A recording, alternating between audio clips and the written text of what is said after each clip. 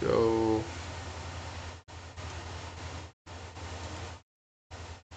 Accept this, take care of these real quick.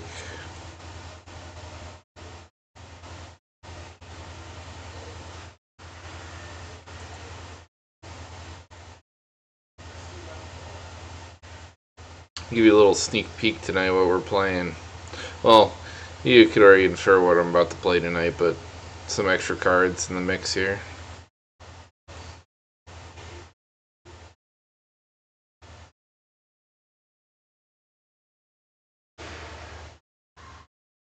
Really? Did something increase in price?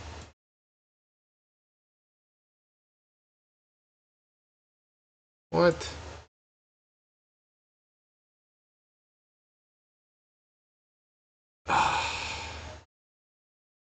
I bought one ticket short. That's annoying. Sometimes that happens where you go to buy something and a card literally changes in price mid-purchase, and I fell short 23 cents. So, a little annoying, but it ain't the end of the world. How are we all feeling tonight?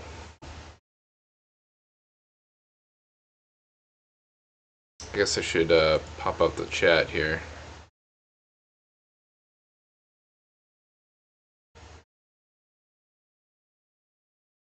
You guys hear me all right?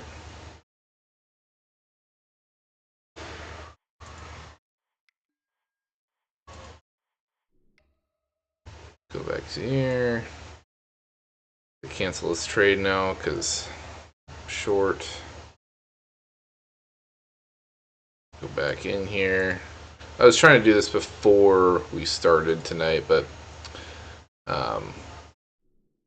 we're going to be playing some The Lord of Pain today. I think I got them all now. Okay. Restart this process. I'll talk about the deck, and then we get to start playing it.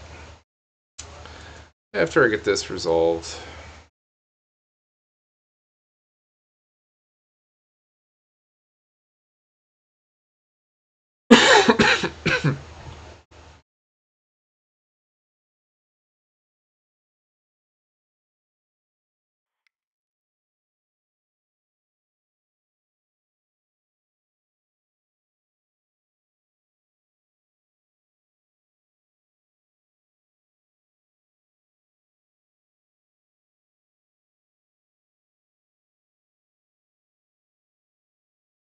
Okay, I can see you guys talking to me.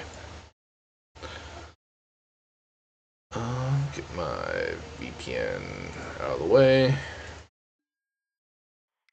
Get this trade done.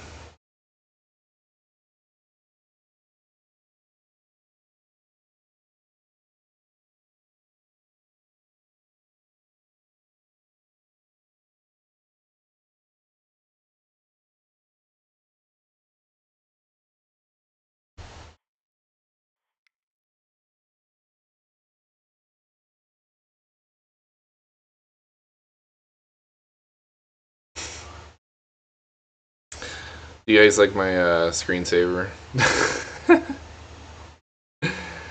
I once showed my late grandmother that one. It always brings me a smile on my face. We had this kind of relationship where, as a grandson, I definitely took advantage of the fact that she would love me no matter what, and I used to mess with her all the time. And she was a very good Christian woman.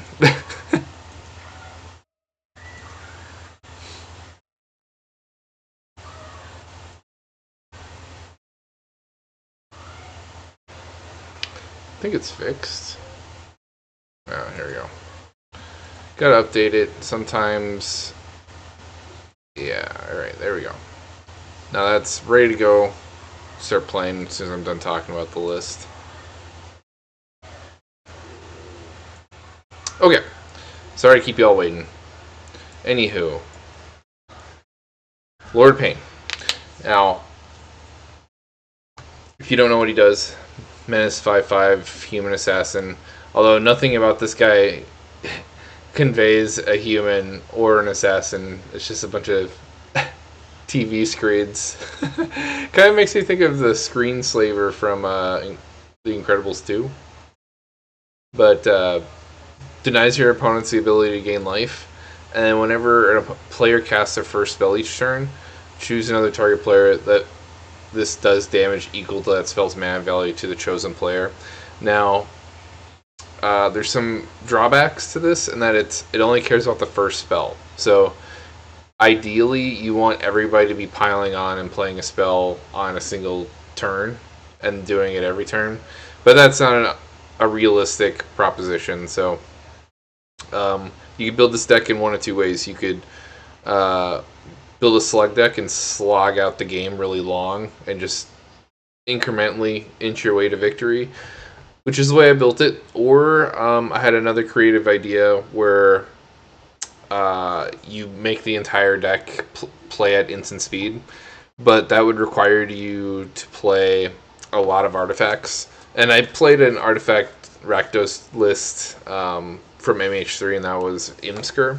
If you want to check out that list, you can. I like playing that a lot, but I didn't want to like carbon copy the cards over, so I didn't pursue that. But I think I might revisit this list on a budget list version and try to make everything be playable at instant speed. That way I consistently get his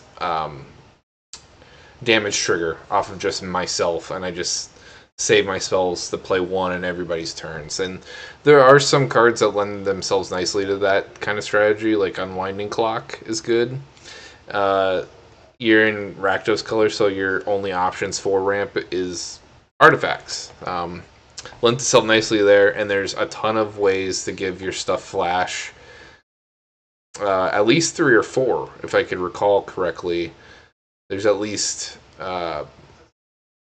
3 bodies that do it, like Shimmermer, the Copter from Brothers War, and then there's the colorless guy from the MH3 Cascade deck, or the Eldrazi list.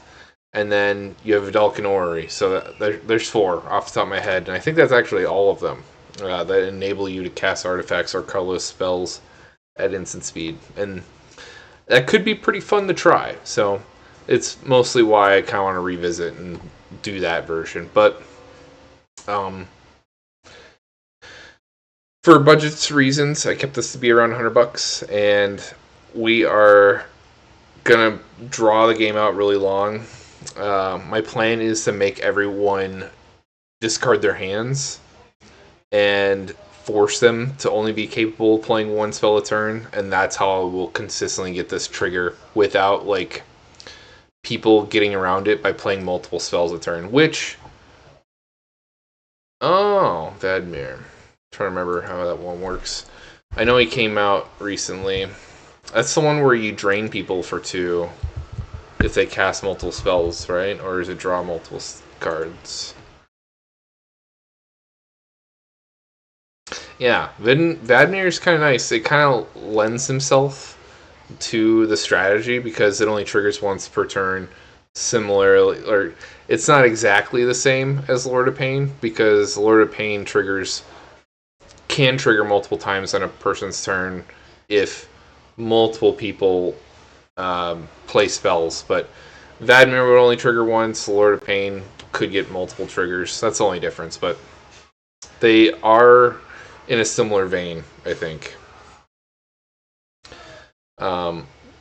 My focus with this was mana production, and my other focus was amplifying the damage, because I'm only going to realistically get 1 trigger per person's turn. And that's my deck design. I'm going to make people discard their hands, so they'll only be playing 1 spell a turn. That way they can't get around my triggers and cast multiple spells a turn. It's pretty safe to go about it the way that I built this list. The way you're going to do that is things like Mind Slicer. Yeah. Crimes are cool. I do have a crime mechanic card in this list, actually, and that's Magda the Horde Master.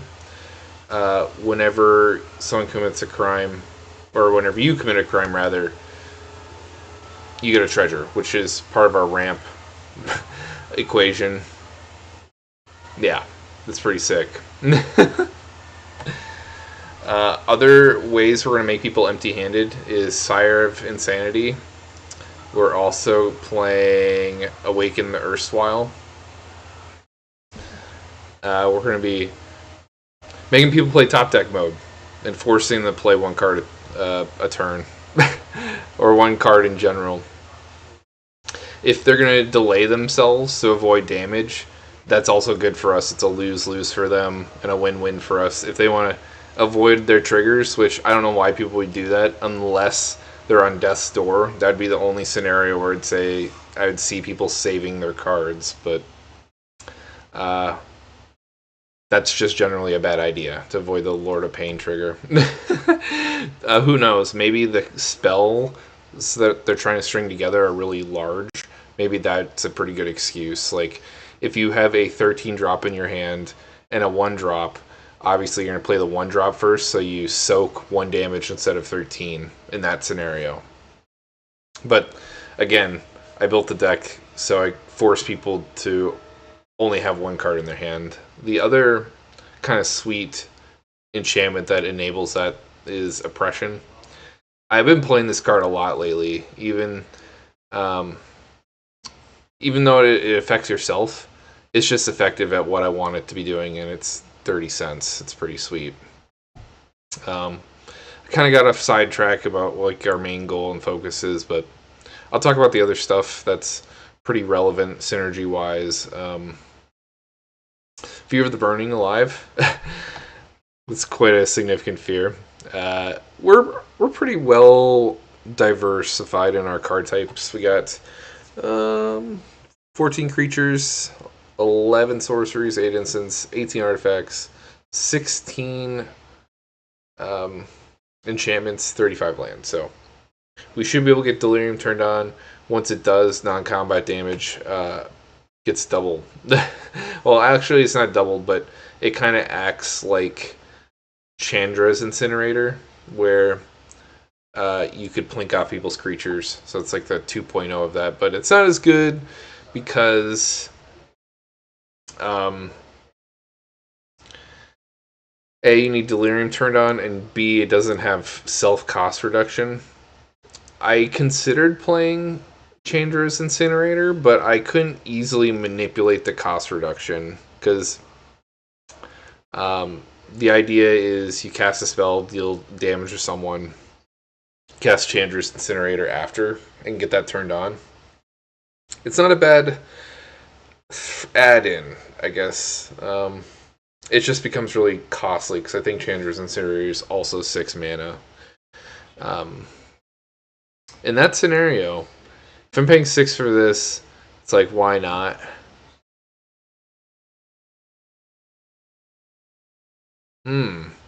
That's the one that also pings people based on their hand size, right?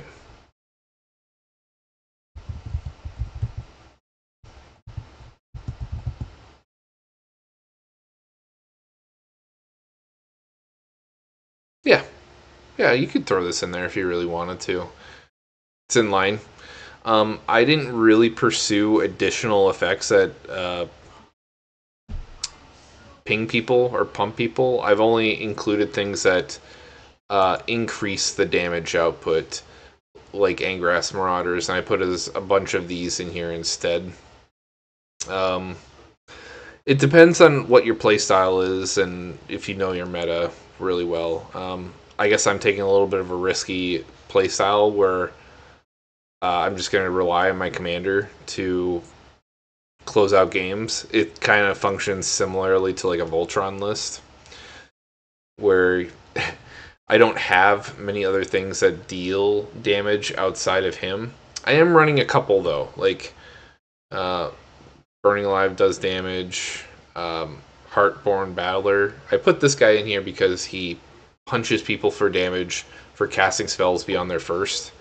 I really wanted to punish people who are trying to get around my triggers by casting multiple spells.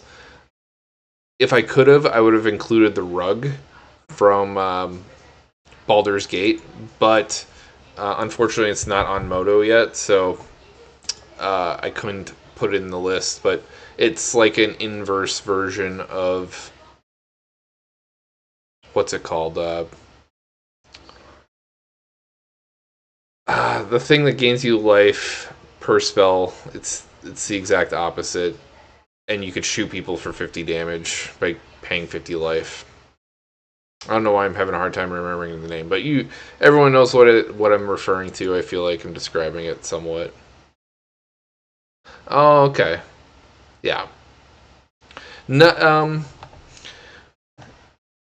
if you have your, I don't know what kind of people you are starting to play with, but if you are dealing with a lot of removal consistently, I would say adding more tools to punch people for damage is not a bad idea. Gives you alternative ways to win, and you become less reliant on your commander being in play.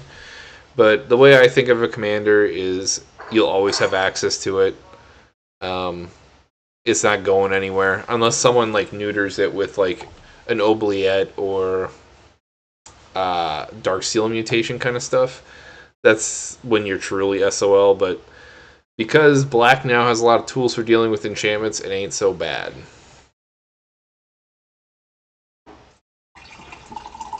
I'm glad you're here, though. By the way, it's nice to meet you, Matt. I hope you learn a lot.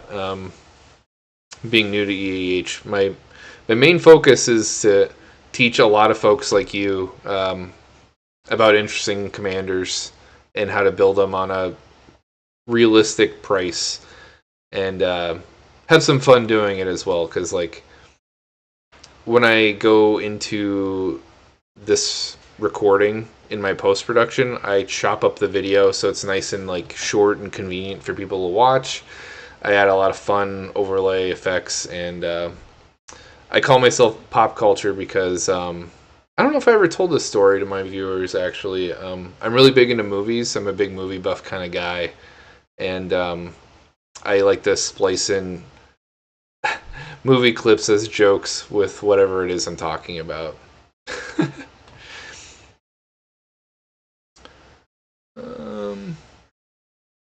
Carevec the Merciless, so he can punish people trying to cast multiple spells beyond my first or their first. Obosh, Lord of Pain is an odd costed thing, thus we deal double damage.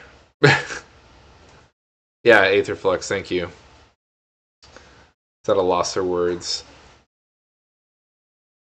We already talked about that. Fiendish Duo doubles her damage.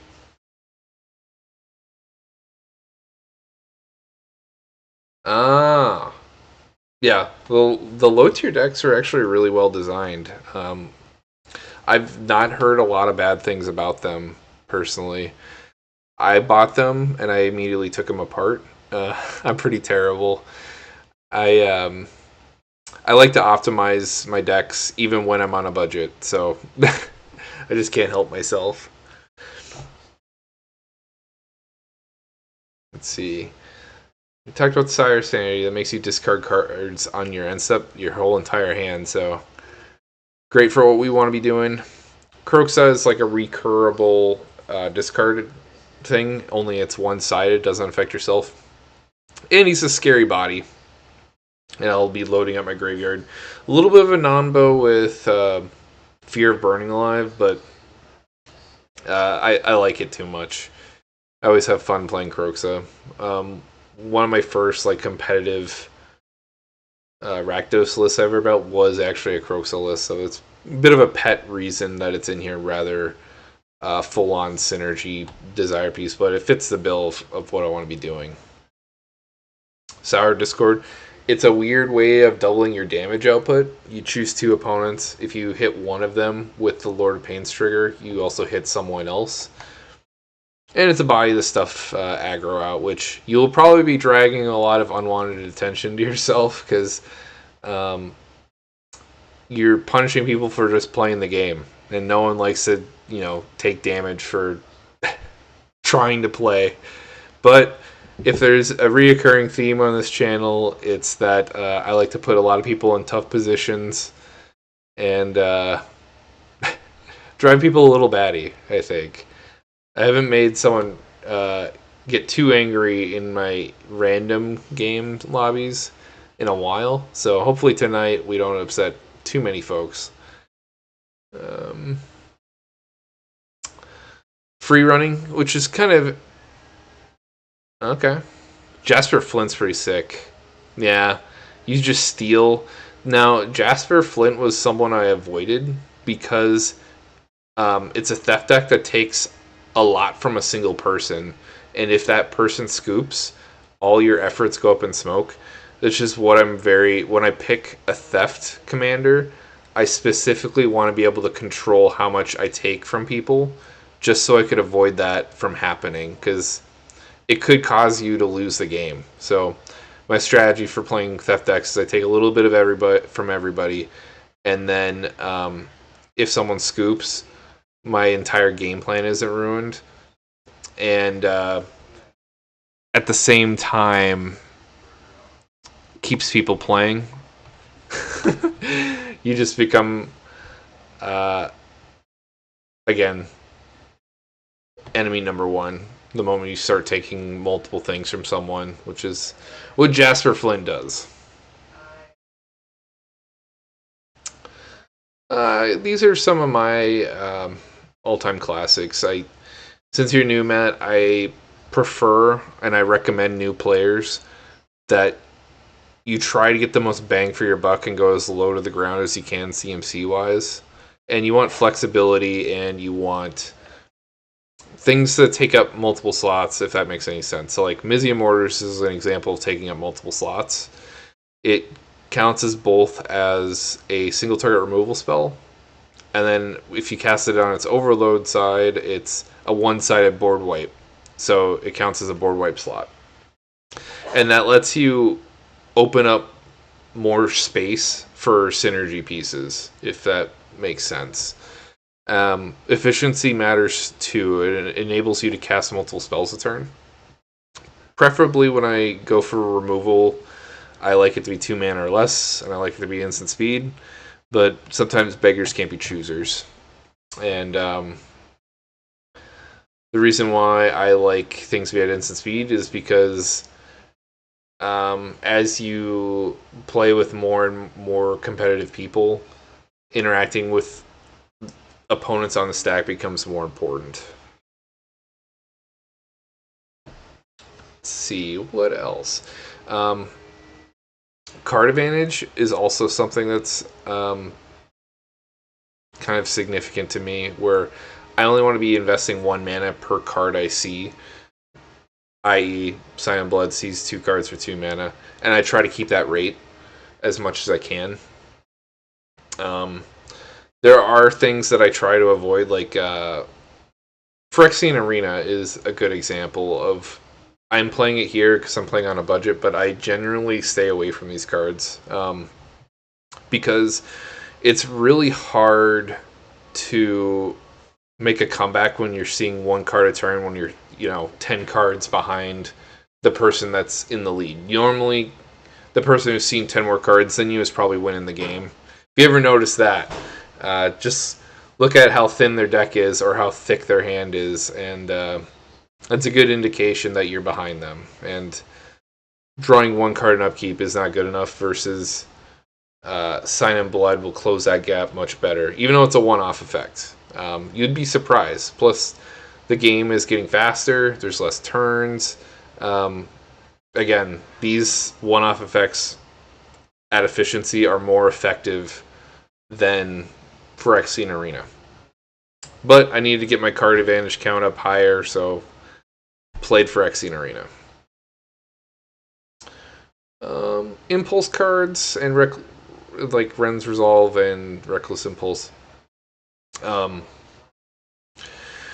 advice with these is try avoid playing them until turn 3, and don't play your land. Wait till you see the 2 cards that you exile with these. That way, if you hit double lands, you get the full value of playing them both, versus if you accidentally play a land from your hand, you'll miss out on a land drop. Yeah. Untimely Malfunction, that's the one that lets you draw a bunch based on artifacts, I think. Oh no, this is the thing that counters a spell. Yes, this is really good. I actually threw this into this list. I've been playing it a lot ever since Duskmourn. It's one of the very few cards from Duskmourn I actually think is a staple. It just does a lot outside of just countering a spell, which is relevant. Yeah, all hail those. Insatiable Avarice is like $6, so I couldn't. I wish I could play Insatiable Avarice in here. I'm already pushing it a little bit. I'm like $2 over my price range, and I only am spending buku $6 on cards if it's high in synergy, so like Vidalcan Ori and Spike Corridor, which amplifies my damage output. Yeah. Yeah, Moto money. Weirdly enough, Spike Corridor is expensive on Moto. I had to pay $20 for this thing. I don't know why. There must be a list that's popular on Moto. Normally I pay like less than $5 to play every Friday night with a new deck. Oh, that's why. Okay. That's a bummer.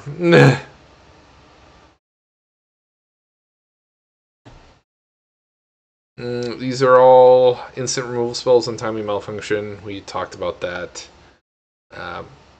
Now we could reliably answer enchantments. I've been playing these pretty often. Bolt Bend's really good in this list too. It's even though I didn't go the route of making all my synergy pieces like slug cards. The trade-off is I got more protection pieces to keep my commander alive. Bolt Bend and Untimely Malfunction is one of them. Or two of them, I should say. Some Mana Rocks. Massive Grizzlebrand is nice. Because you're pinging people on everyone's turn, hopefully. Lifelink on your commander will be nice for buffering your life total. You don't have a lot of creatures to block, so you'll need that cushion for all the aggro coming your way. But your guy's a 5/5, so you probably stuff out a lot of rinky-dink stuff. Like, I wouldn't commit to attacking with your commander unless the damage you could deal is greater than what you could receive. Lifelink enables that a lot. Lets you play with Reckless Abandon. But should the equipped creature die, you get to draw a bunch of cards, which is pretty sweet. And it gives your guy flying, more evasion.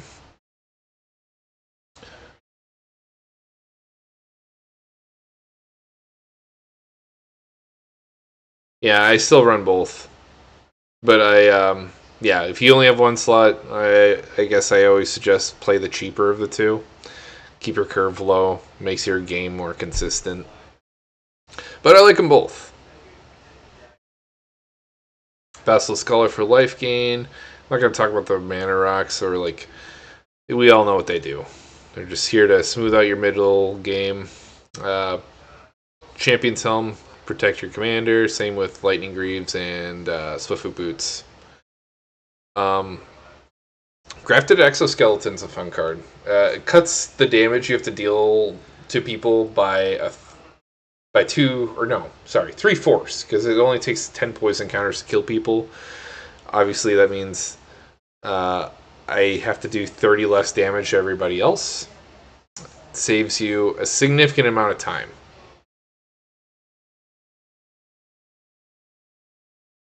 Yeah, that's true. I built and played Dalgoth last week, and I loved that list. It was super fun. Probably not fun for anybody else, but I had a great time.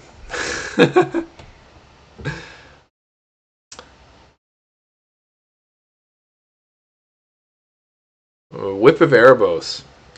This is the first time in a long time this has been budget friendly. It's under $5 right now. I'm really happy with this reprint. I think it was like $20 or something before its reprint. It's long overdue. But gives you guy a lifelink and gives you a one-off reanimation effect on something. You could let your commander go to the graveyard, bring it back, whatever. But um, hmm. Doesn't say you have to exile it immediately. Oh, it says activate only as a sorcery, so that's a bit of a bummer.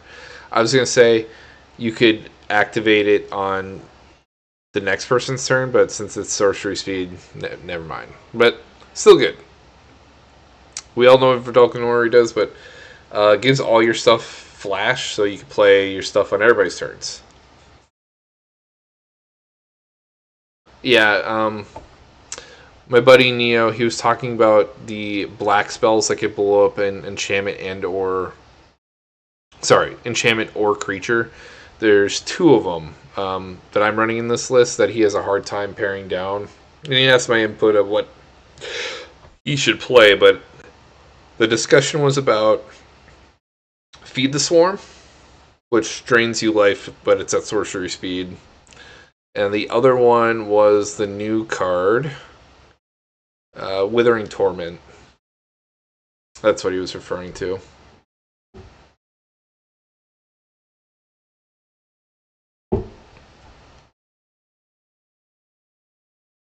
The enchantments are like the fun part of this list.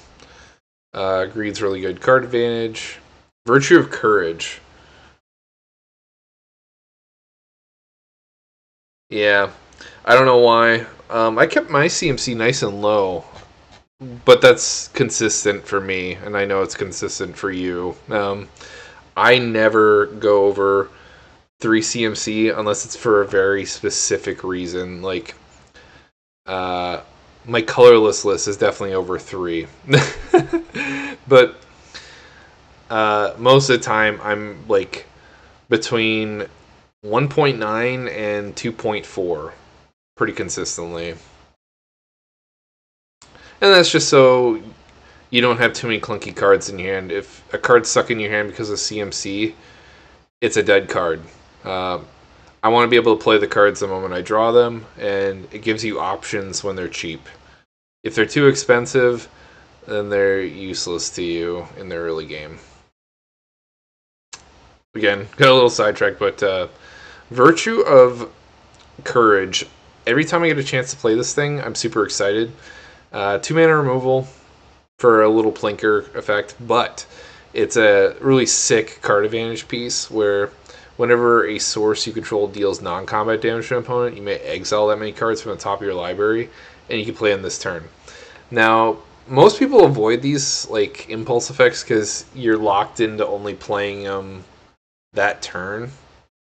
I guess the part that sucks about it is you will exile stuff on other people's turns when they cast their stuff, but like you just gotta treat it like they weren't ever there. The real juicy stuff will happen on your turn. So pretty solid card advantage. Phyresis, give our guy Infect, close out games that way. Pain Magnification. This is another way for us to empty people's hands. Whenever an opponent is dealt 3 or more damage by a single source, you force them to discard a card. Vampiric Link, cheap way to throw a lifelink on our guy. Gratuitous Violence to double damage. Roller Crusher Ride. I love the name of this thing. If you have Delirium turned on, non-combat damage becomes doubled. And then it has an X to its cost where you could deal X damage to up to X target creatures. But honestly, I'll probably just be casting this for 3 just for the double damage effect. But you never know. If you draw this late in the game, you have a ton of mana, just dump it into this and shoot some stuff off. I guess that's nice for flexibility, which most of you all know I really like. Wound Reflection, double damage. Oubliette to neuter people's commanders. In case you don't know, Matt, this phases. You use this on someone's commander, it phases out their commander, and they can't move it to the command zone. It's a zone they can't control. It's really effective, and when something's phased out, it doesn't exist. It's a really brutal card. It's a very fitting name for what it does. If you don't know what an oubliette is, it's the deepest part of a dungeon from like medieval times. So like all the poop and piss and rain drains to the bottom of this hole where people are left in and forgotten for. It's a really brutal way to go. City on Fire. Uh, this will triple your damage. It has Convoke. We don't have a lot of creatures to take advantage of, but there also aren't a lot of cards that say triple damage on them, so we're going to play it. Honestly, this is my favorite card from, what is this? The Mom set. I don't even remember what it's called. March of the Machine. I speculated on this. I did okay on it. I think about 30 copies for 50 cents, and we're at $4.22. That's one of the very few speculations I make. I just felt confident in it and tried it out. Let's see. Fire Emancipation, another damage tripler. Spike Corridor. This is the card I spent a lot of money just to play on Moto, but it's really dirt cheap to play on paper, which is a rare occurrence. I'll probably be playing this on Torture Pit side.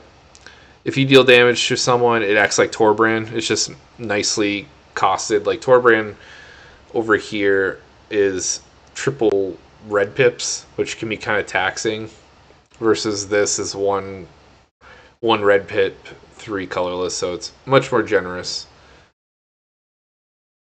And the rest are lands, so I think I'm going to play the game.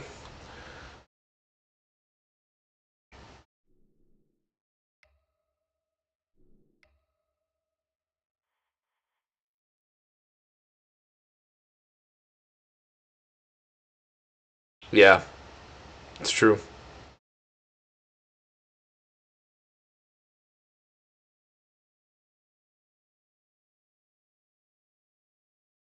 Ah, nice.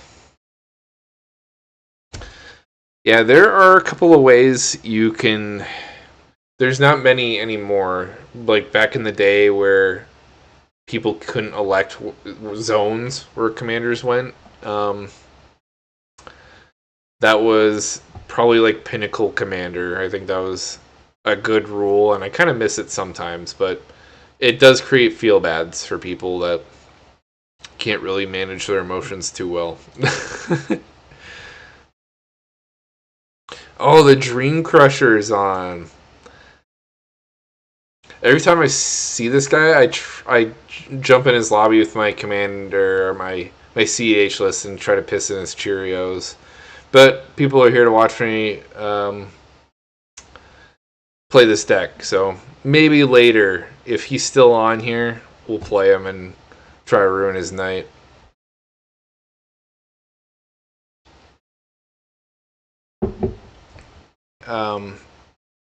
Every chance I get, I play him, and normally every single time he blocks me. for some reason, because he hates losing, is the main reason why.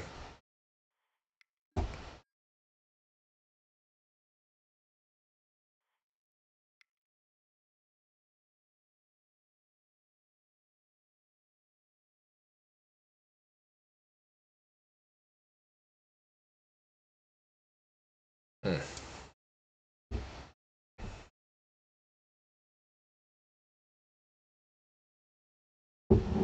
Oh yeah, that was actually the last time I played against him. I played Red Elemental Blast, and he was pissed about it. Yeah, Neo was referring to the Tuck rule. When Commander first came out, you weren't able to choose the zones that your commander goes. So, like, things like Oblation were effective because it forced people to put their commanders on the bottom of their decks, and there was nothing your opponents could do about it. And they were effective at keeping him away. Yeah. Hinder and Condemn were pretty sweet, too.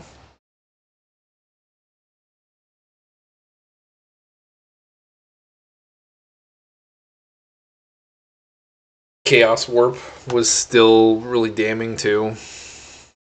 I think people still play Chaos Warp because Red doesn't have a lot of options to deal with things still.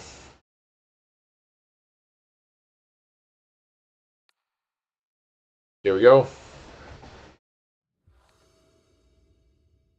Oh, crud, I forgot to play music. There we go.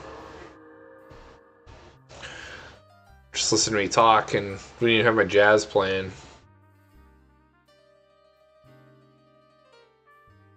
Oh, this is a pretty sweet hand.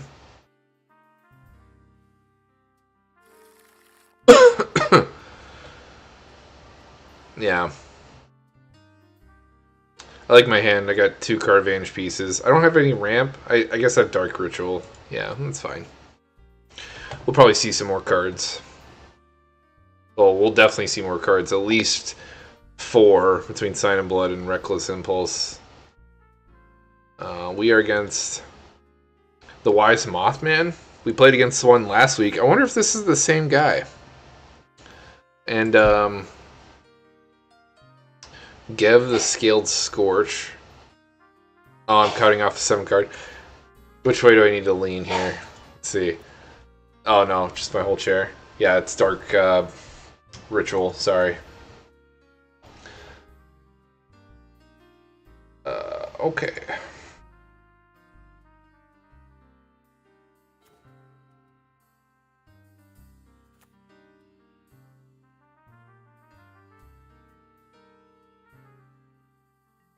Let's just tap this down so I don't have to pass priority for every little thing.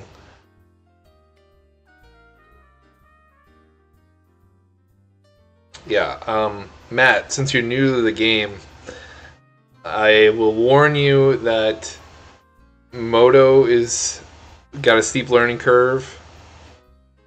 Yeah, spin for the camera. Moto is a good way to learn steps and phases because you literally go through them all. If you look at this bar down here, every notch that's here, that's every step and phase your opponents have, and every notch on the bottom is every one of your steps and phases. And I have the ones I particularly care about in white turned on. And then I just ignore the others.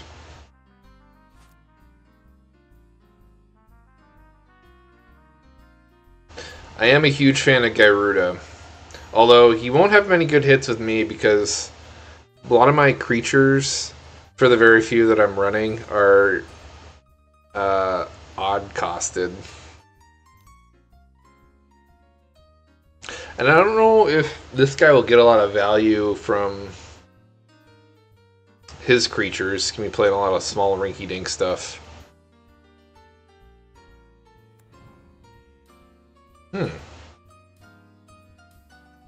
Ramp's good. I think I prefer ramp over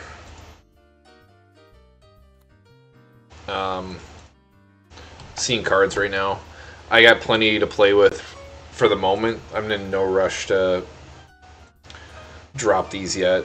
These are, like I said, handy for catching up or when I have nothing else better to do. I think Felwar Stone or ramp in general gives you the highest chance for explosiveness. I don't want to miss out on the potential.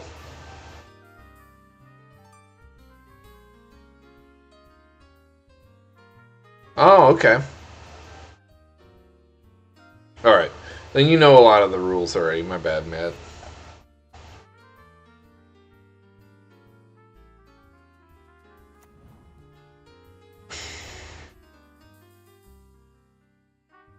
I'm just gonna tap this down and stop asking me.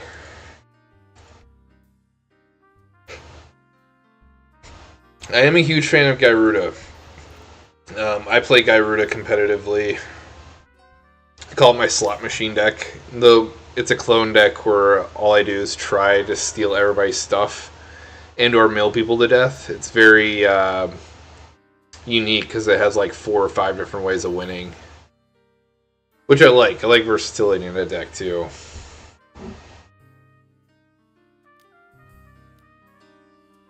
I don't know if this guy responded. I said hello. Oh, I guess I didn't.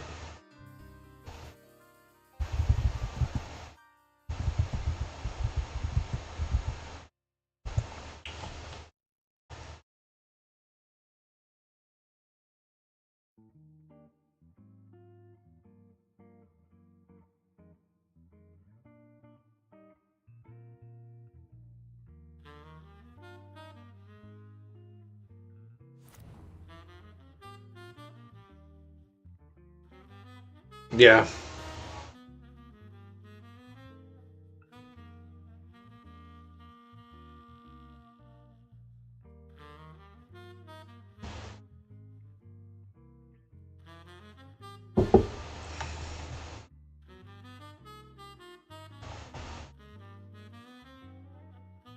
How does everything sound, by the way? I messed with the sound settings a little bit.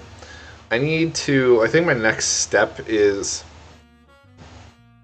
I'm debating if I want to mess with the settings of my fan, because I think it leaks over every time I speak.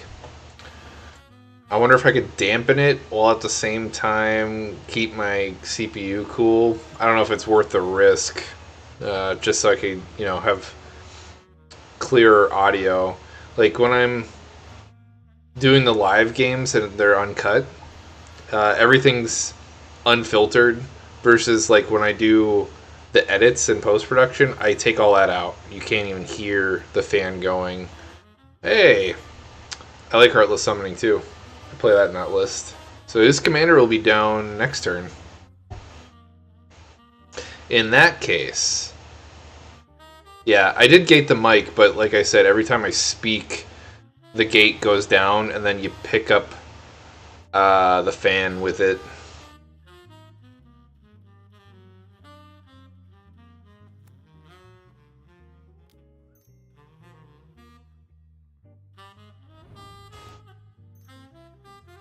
Does this have for all colors?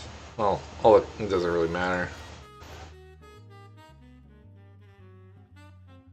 Let's start the pain, and then I can start punching this guy on the right for a bunch of damage. I got nothing. We'll just pass. The guy on the right's definitely... He might have my number here.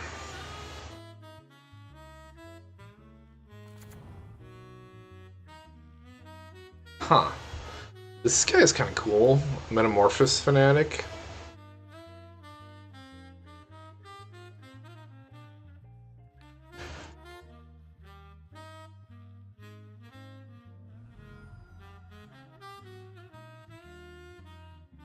No, I saw like a little... It looked like it was fan-made. I don't know if it was real or not. Hey, what's up, Iron Eyes? It's been good. It's a good night. We're dealing some pain.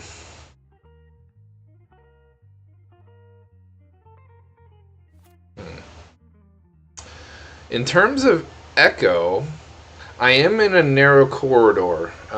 My setup here in my new place, I have walls on both sides of me, and then I have a wall, I don't know, maybe like 6 feet past my camera. And, yeah. And then I have the green screen behind me, so there's definitely a lot of walls going on. Oh, I liked it a lot, actually. We have a lot of the same taste, for sure. I particularly like that card that I commented on in your video. I definitely want to throw that in my list, too. Been busy with work, and I'm not the best at remembering names. Which... My job has a steep learning curve. And going into my 5th week with my new job. I'm also not used to working 5 days a week.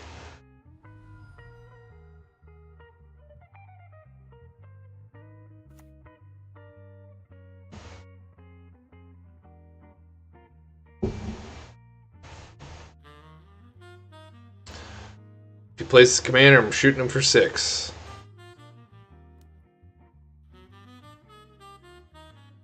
Yeah, I like Drago Roots.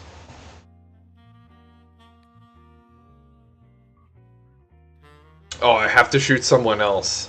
That sucks. I guess I'll shoot the guy on the left because the mill plan assists the guy on the right. Yeah. I think they are kind of expensive, but I hear blankets are just as effective. I might give those a shot. They just need to have high surface area on like a microfiber kind of way, and that's why blankets work.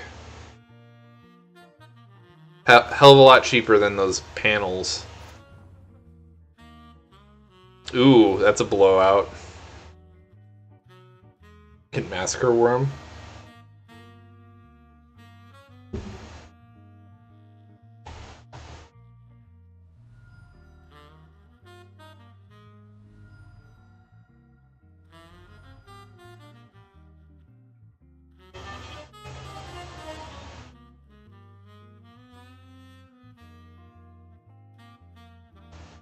Yeah, yeah, pillows.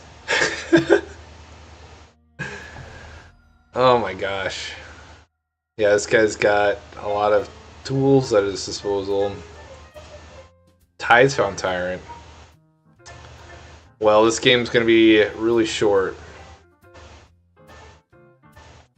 Oh, okay. Feed the swarm, get rid of that.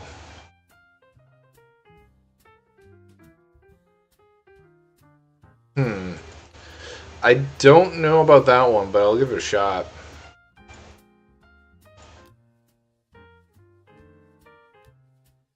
Every night before I get on, I'm always tinkering with sound, so sounds like it's right up my alley of things that I want and or need. We'll lose a bunch of life here. I think I'm gonna just play my mask. Did that in bad order. I should have played this to deal 1 extra point of damage over here.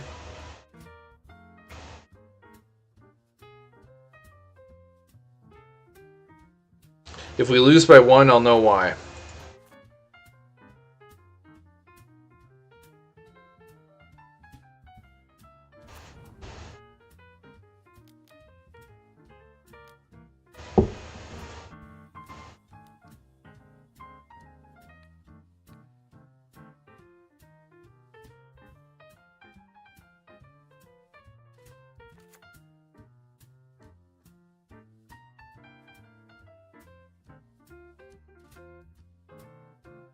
Hopefully we get this guy's life total low enough. Yeah. Yeah, I think it's like a physical pop filter that might work. The same way as the blankets generate surface area, so it absorbs sounds, and it's just multiple screens layered on top of each other. And I can just face it towards the back of the mic, and that might soak up a lot of the noise.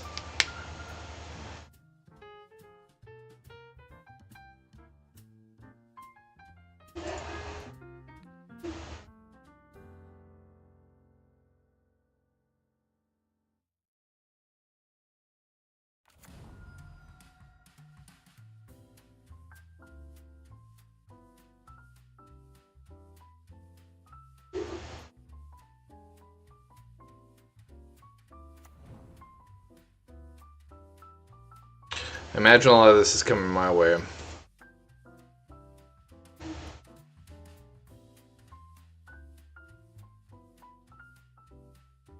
Costs 3 to equip.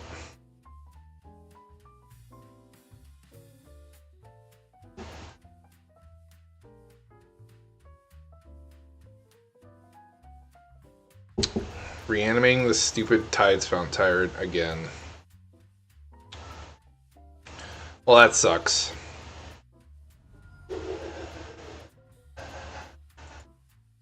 He's got 4 mana to play with after.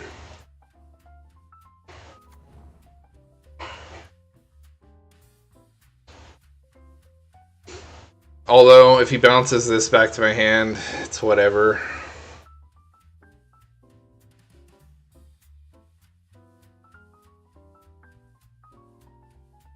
It just sucks because it delays my game. It did its damage.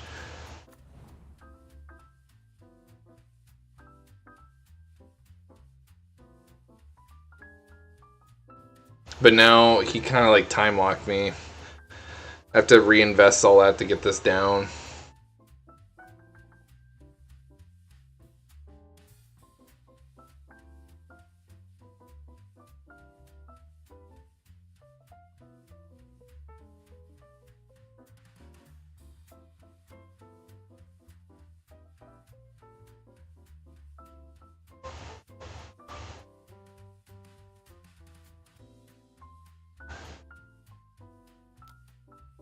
He's holding the Massacre Worm.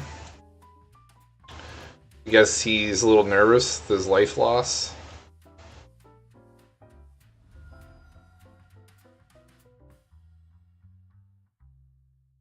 Yeah.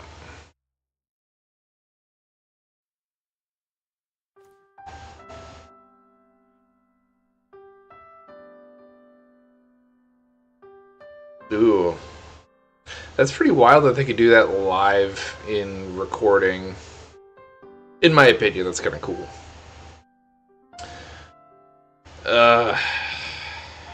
We're in such a tough spot. I could just play my commander and hope these two play significant stuff that kill this and or are big enough to just make this guy's life total go low. Maybe that's our best hope. Because he's just going to keep bouncing our damn spells. They're unfortunately really expensive.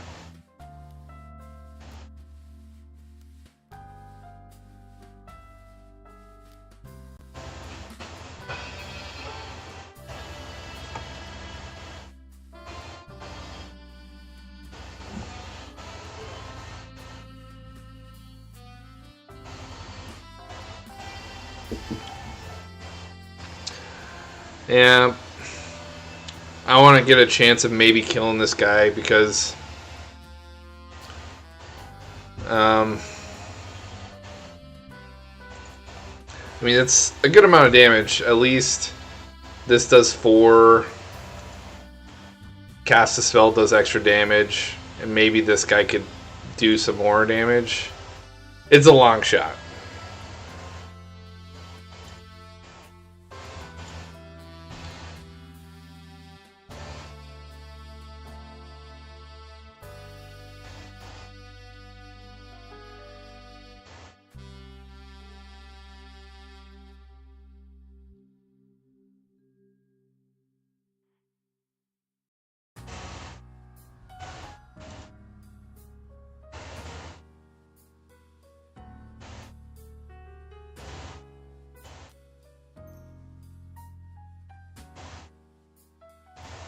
I like how I tap mana. It's, do you want to use it?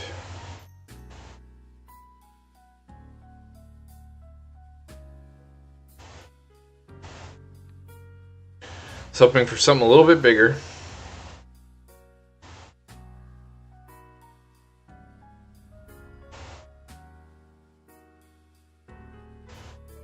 This might be an early night. I just bounce my only blocker and then I die to a full swing. Well, I'm close. I'll be down to 16. Ooh, Rex Aging the animate dead? They'll do it.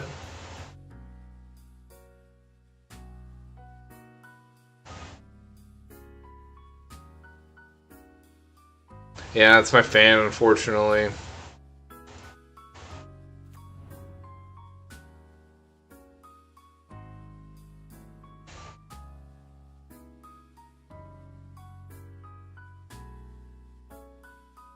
I do have my gate pretty good.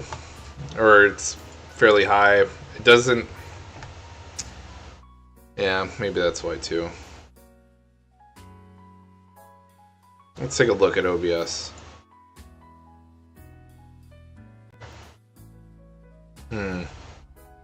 Seems at a certain threshold, if the music gets too loud, it picks up the fan.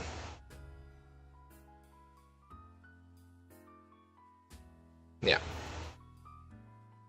It's just the music was slightly too loud.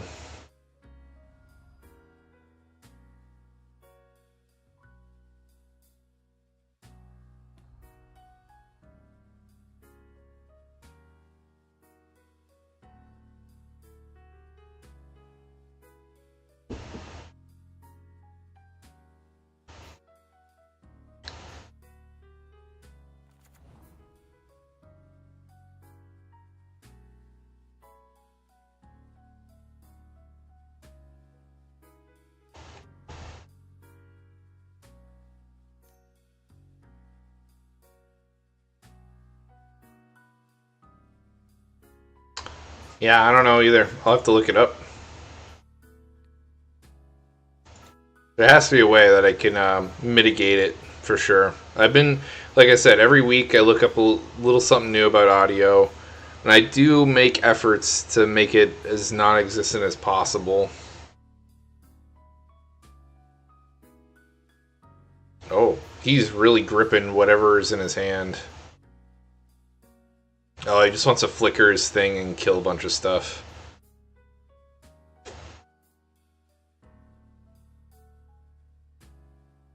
It's a cool play.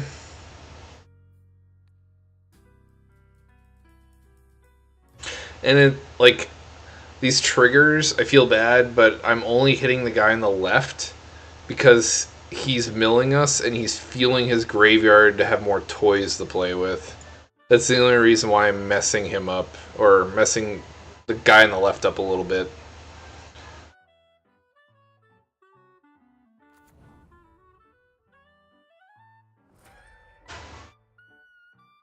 And the guy in the middle's kind of getting caught in the crossfire of this massacre worm. And I feel kind of bad for this guy in the middle.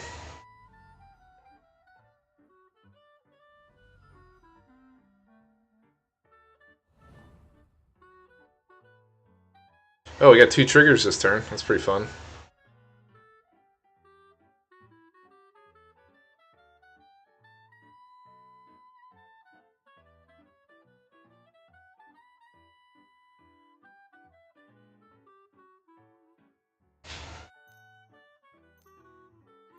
Should keep picking up the wrong one.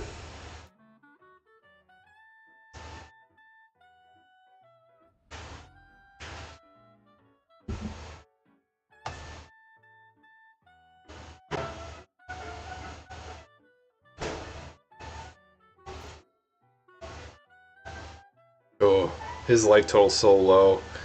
I'm surprised he didn't Displacer Kit in his commander.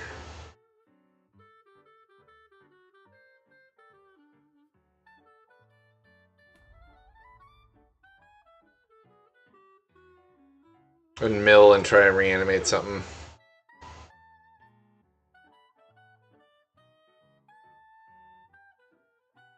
Yeah, this deck has shown a considerable amount of money, like Fierce Guardianship, Cyclonic Rift. They're cheap on here, but going all out on the guy on the left. Well, it buys me time. And I could punch this guy for a good chunk of damage, actually. Goes to 11. I hit him for 9. Significant. Then he could finish this guy off. And that leaves me in a nice position where I'll be able to clean up this dude just fine, and then this guy's so far behind that I don't know what he can do at this point. He just still has a full grip of cards at least. He's not completely out of this game. Well, extra turns. I'll make him commit more to attack this guy on the left.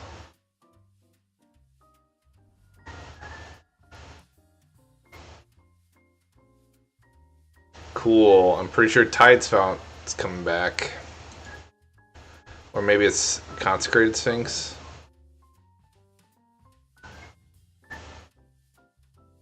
No, Tide's Spout.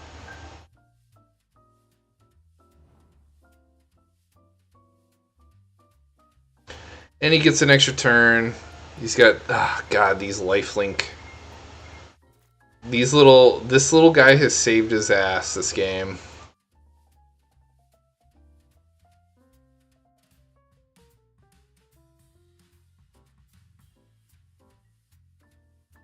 I hope he's just sitting on 2 lands and he can't get a trigger off with this.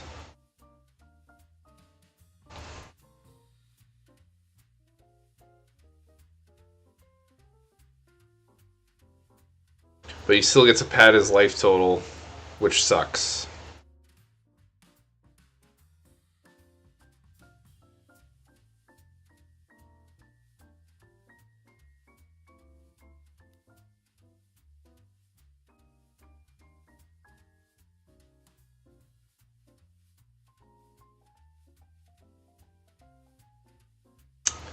Goes back up to 15.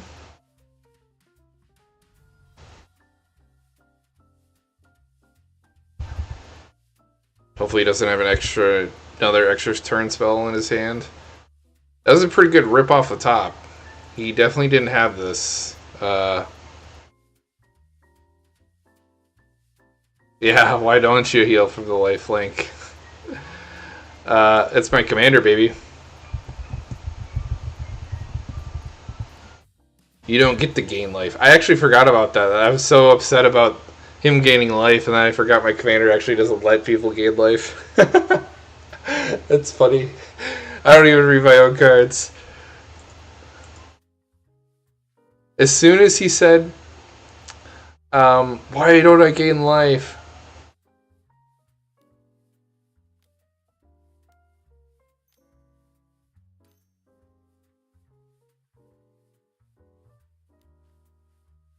Oh yeah, he had a spell. He could have bounced this. I wish I could target him with it.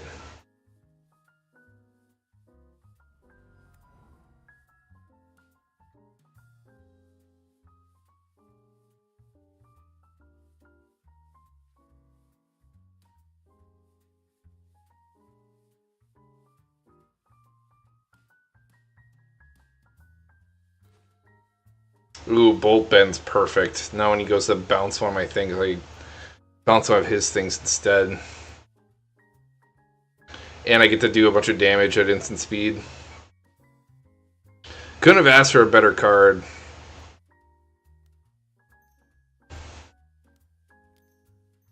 For this scenario where I just keep casting my commander and it gets bounced by this stupid Tide Spout. Fortunately, I can't play anything else because I need my Bolt Bend.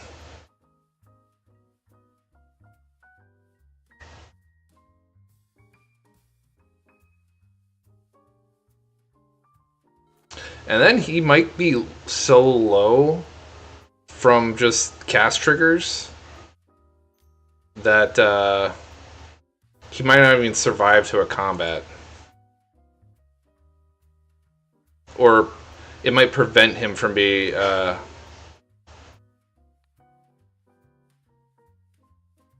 feel like he has a bigger spell in his hand. Maybe he's going to tutor for some to deal the remaining 6 and be done with what's going on here. If he could tutor for anything, I hope it's just enough for chip damage.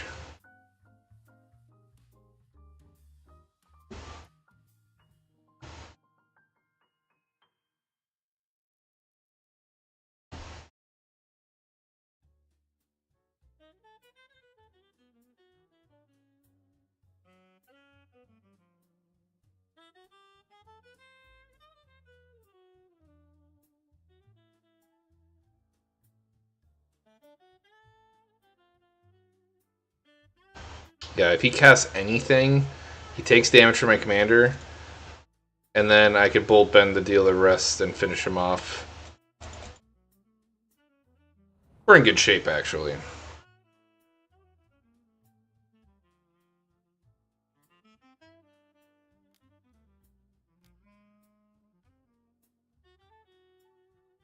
Ooh, that kills him. I haven't seen a Rakdos Charm finish in a long time.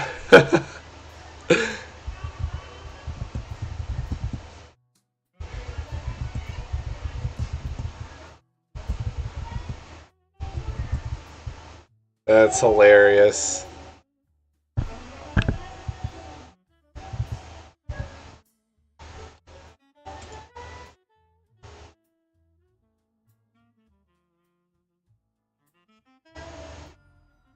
Alright. Now he's got a full grip of cards. Although I see more advantage than he does. Yeah, I think we got it here. Unfortunately, my commander gets a little bit weaker. I have to choose myself whenever he plays spells, so that's a very double-edged sword.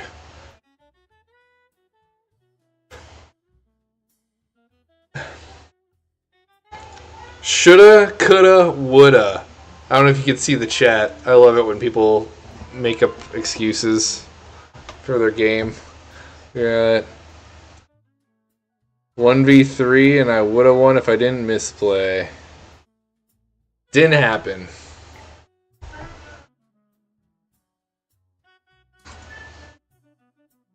Yeah, every time this guy plays spells in a one-on-one scenario, I actually take damage. Not good.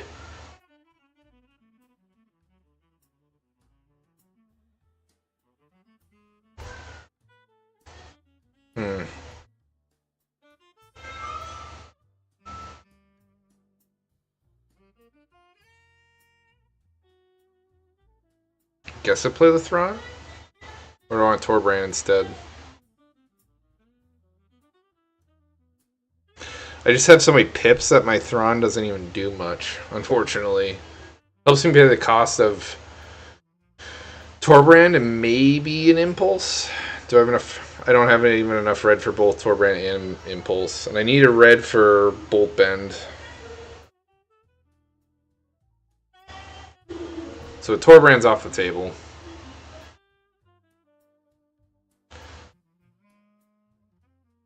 But I also want to deal the damage, so...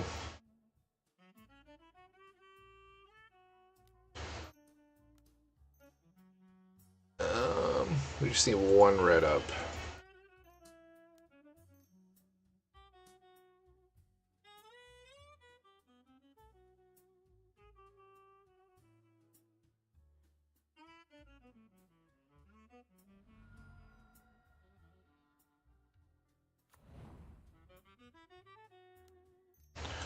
Get the mask on. Let's draw some cards. Then I have one mana up exactly for Bolt Bend, which is nice.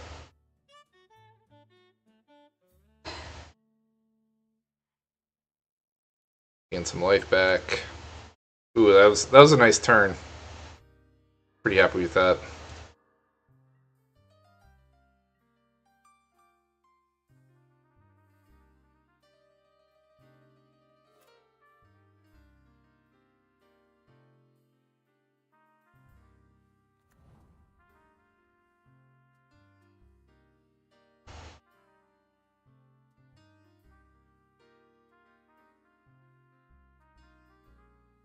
Hey, thank you, Sam.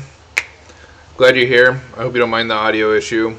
I've been working on it. I just moved into my place about 5 weeks ago. So I developed new audio problems, and yeah. He doesn't realize he should have played a bigger spell because I have to deal damage to myself. He played the cheaper one thinking I was going to deal damage to him. Caught a break right there.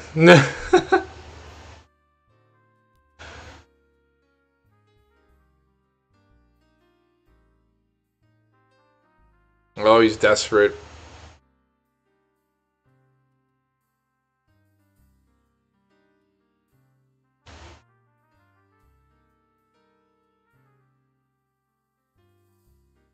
What on earth is with these little pingers? Okay.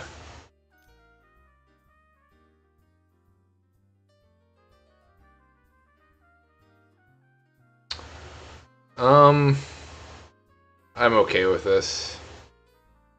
I don't want to use my Bolt Bend on something that's not going to kill my commander. It's like a threat on his board that he can't block either. This is also a slug deck, which is kind of funny.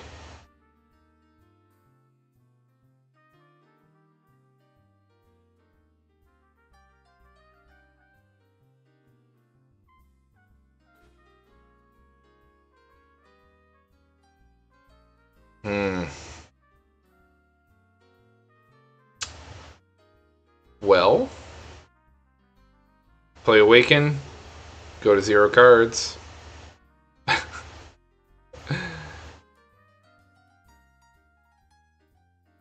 Man, I wish this Torbrand wasn't tying up my red mana so badly.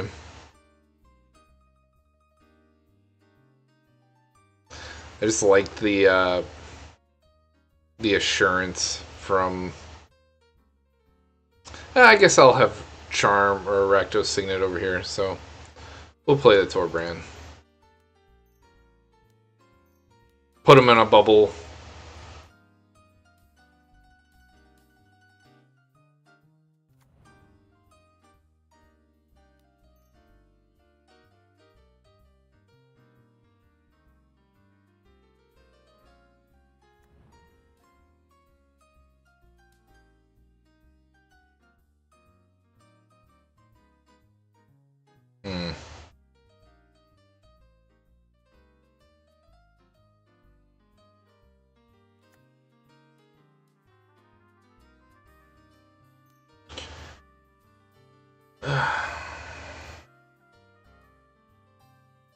Yeah, I'm being greedy. I don't need to play Awaken. Does this do anything?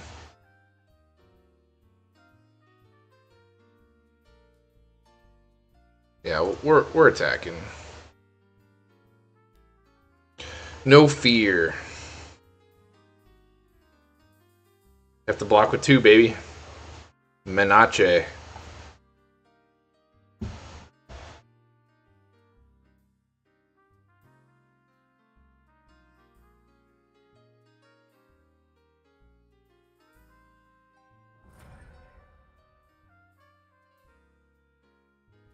Oh, he's dealing damage to himself?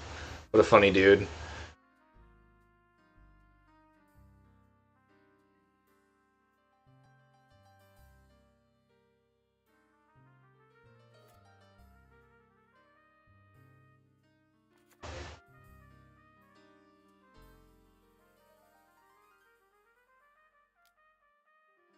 And then he well, does damage to me. I wonder if he's realizing that, or just figured it out after he noticed that his Faithless Looting doesn't kill himself.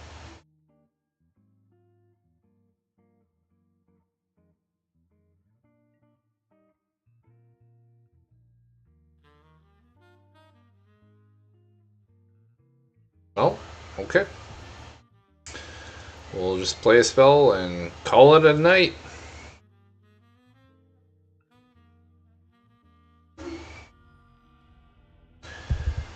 Wow, I'm on a hot streak. That's my 3rd Duskborn commander in a row I won with. My wife's having a blast. Yeah, I think that was my 3rd win in a row playing the Duskborn commanders. I just kind of want to double check if I won. I think I played my Lord Windgrace list, so I can't really count that in my string of wins in terms of channel videos.